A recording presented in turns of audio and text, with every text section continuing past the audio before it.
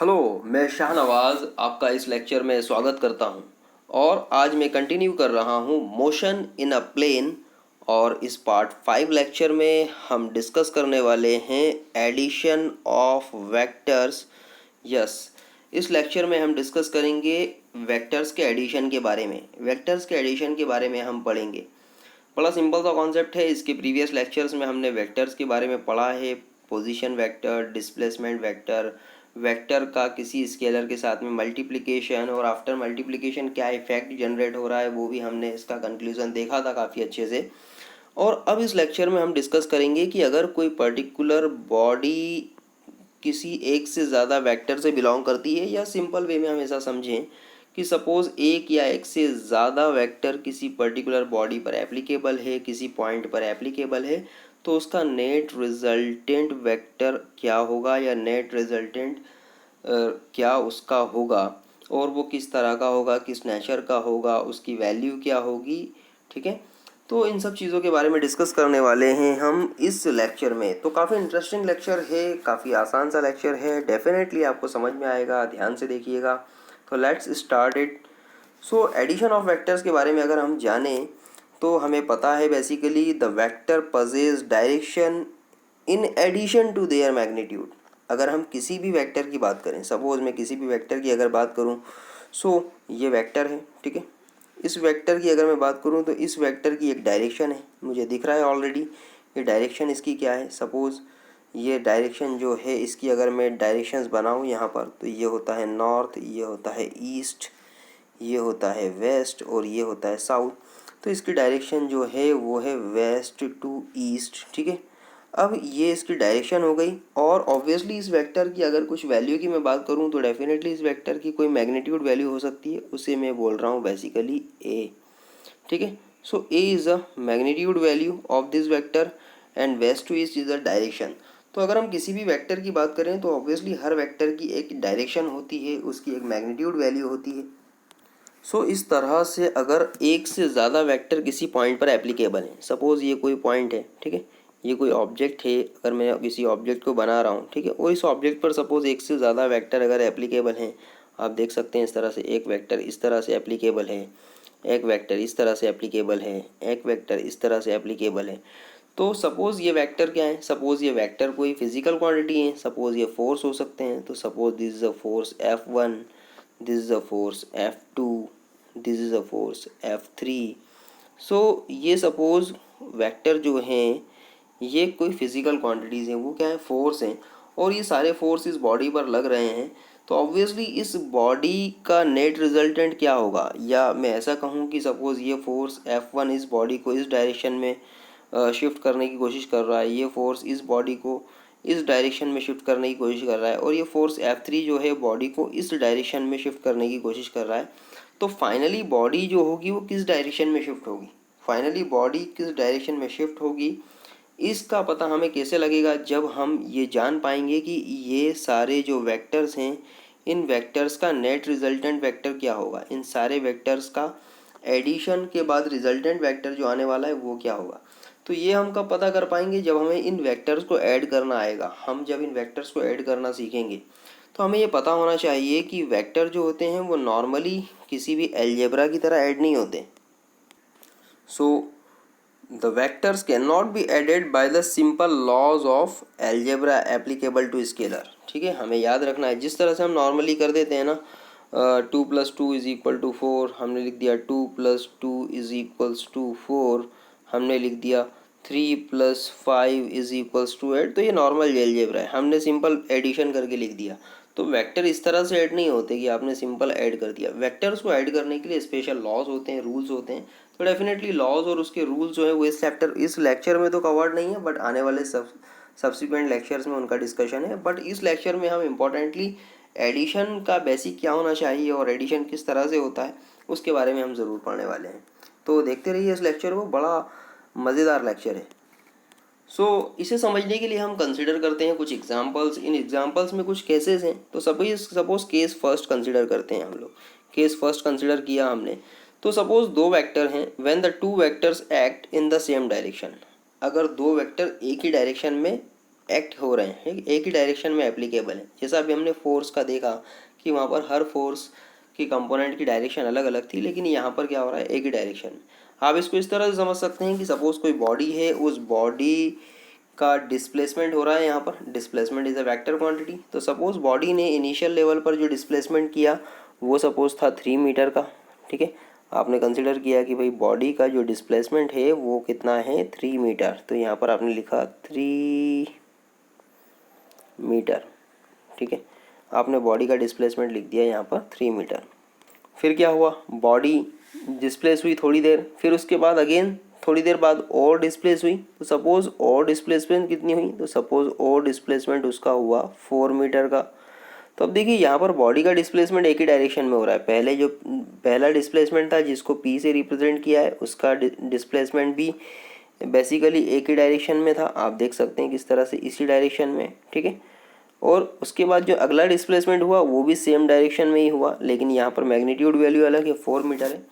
तो फाइनली जो total displacement होगा वो होगा इन दोनों वेक्टर्स का नॉर्मल एडिशन। नॉर्मल एडिशन किस तरह से किया आपने, P प्लस क्यू। तो ये क्या शो कर रहा है, इन दोनों वेक्टर्स का एडिशन। और ऑब्वियसली ये दोनों वेक्टर्स जो हैं P और Q वो एक ही डायरेक्शन में हैं, तो इनकी जो मैग्नीट्यूड वैल्यूज़ होगी वो आपस में ऐड होगी।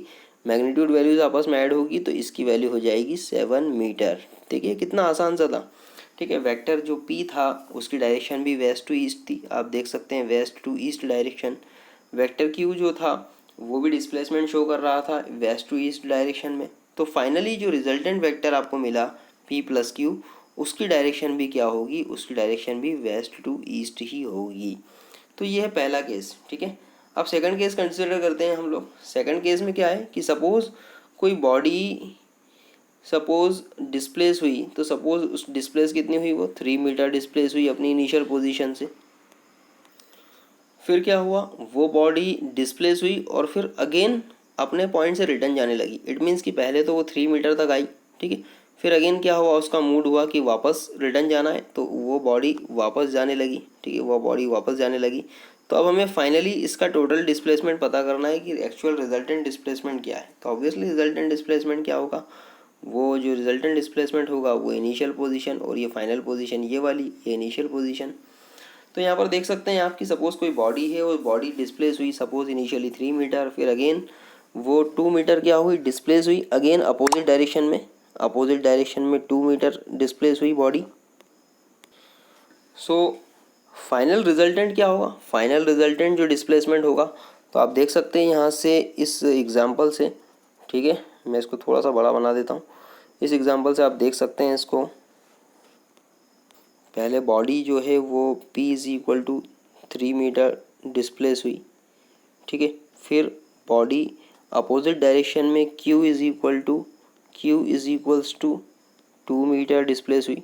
इट मीन्स की कंडीशन क्या रही होगी, कंडीशन ये रही होगी कि बॉडी इनिशियली आई 3 मीटर चली, ठीक है। फिर अगेन वापस हो गई अपने लेवल पर, अपने ही पाथ पर वापस हो गई, कितनी, 2 मीटर। तो अब उसकी एक्चुअल पोजीशन, फाइनल पोजीशन ये वाली हो गई, इनिशियल पोजीशन ये। तो ऑब्वियसली ये वैल्यू कितनी होगी, ये वैल्यू होगी 3 - 2 और ये वैल्यू हो जाएगी 1 मीटर, ठीक है। तो इसी तरह से जो रिजल्टेंट होगा वो 1 मीटर का होगा। लेकिन देखिए रिजल्टेंट की डायरेक्शन क्या होगी, ऑब्वियसली इनिशियल पोजीशन इस तरफ है, फाइनल पोजीशन इस तरफ है। तो डायरेक्शन अभी भी कौन सी होगी, डायरेक्शन जो अब होगी ऑब्वियसली ये वाली होगी, जो P प्लस Q को डिफाइन तो कर रही है, P प्लस Q को डिफाइन तो कर रही है, लेकिन इसका जो मैग्नीट्यूड हो गया वो 1 मीटर हो गया है। तो यहाँ पर भी आप देख सकते हैं कि यहाँ पर जो फाइनल रिजल्टेंट आपको मिला है उसका मैग्नीट्यूड देखिए छोटा हो गया है ना, जो छोटा शो कर रहा है। क्यों, क्योंकि दोनों वेक्टर्स जो थे वो अब एक दूसरे के अपोजिट डायरेक्शन के थे। तो फाइनली इसका जो रिजल्टेंट वेक्टर की जो डायरेक्शन होगी वो वही डायरेक्शन होगी जो इन दोनों डिस्प्लेसमेंट में से बड़े वेक्टर की डायरेक्शन होगी। आप इस तरह से समझ सकते हैं, जैसे P वेक्टर जो है वो ऑब्वियसली बड़ा है, इसकी मैग्नीट्यूड वैल्यू बड़ी है Q से, तो इसकी जो डायरेक्शन होगी वही डायरेक्शन क्या होगी, रिजल्टेंट वेक्टर की डायरेक्शन होगी। तो ये हो गया हमारा सेकंड केस। अब थर्ड केस कंसिडर करते हैं कि suppose when the two vectors are inclined at the right angles to the each other. दो वेक्टर हैं जो एक दूसरे के रिस्पेक्ट में कैसे हैं, राइट एंगल पर हैं, परपेंडिकुलर हैं। सपोज ये पहला वेक्टर, ठीक है, दिस इज अ P, और दूसरा वेक्टर क्या है, इसी का परपेंडिकुलर है C। तो जो रिजल्टेंट वेक्टर होगा वो ये होगा आर, जो डिफाइन करेगा पी प्लस क्यू को। अब इसका मीनिंग क्या है, तो देखिए बड़ा सिंपल सा कॉन्सेप्ट है, इसको भी बड़ी आसानी से आप समझ सकते हैं डिस्प्लेसमेंट वाले एग्जांपल को लेकर। सपोज कोई बॉडी है, उस बॉडी ने ए से चलना शुरू किया, ये हो गया इसका इनिशियल पॉइंट, ये हो गया इसका इनिशियल पॉइंट। इनिशियल पॉइंट से चलना शुरू किया, चल रही है बॉडी धीरे धीरे कहाँ पर, बी की तरफ, बी की तरफ in the direction west to east. आप देख सकते हैं वेस्ट टू ईस्ट डायरेक्शन में बॉडी ने चलना शुरू किया, पॉइंट बी पर पहुंची। ठीक है, फिर अचानक से बॉडी ने अपना और डिस्प्लेसमेंट चाहा, तो बॉडी ने और चलना शुरू किया, पर इस बार उसने अपनी डायरेक्शन बदल ली, और इस बार जो डायरेक्शन है वो है बेसिकली साउथ टू नॉर्थ। तो बॉडी ने साउथ टू नॉर्थ चलना शुरू किया और पॉइंट सी पर जाकर रुक गई। अब बॉडी ये चाहती है ये पता करना कि एक्चुअल में पॉइंट ए से या इनिशियल पॉइंट से उसका जो फाइनल पॉइंट है उसका डिस्प्लेसमेंट कितना है, इनिशियल पॉइंट से फाइनल पॉइंट का डिस्प्लेसमेंट कितना है। तो डेफिनेटली ये इसका जो रिजल्टेंट होगा कि डिस्प्लेसमेंट कितना है, तो हमने ए से एक लाइन ड्रॉ की जो सी को टच होती है।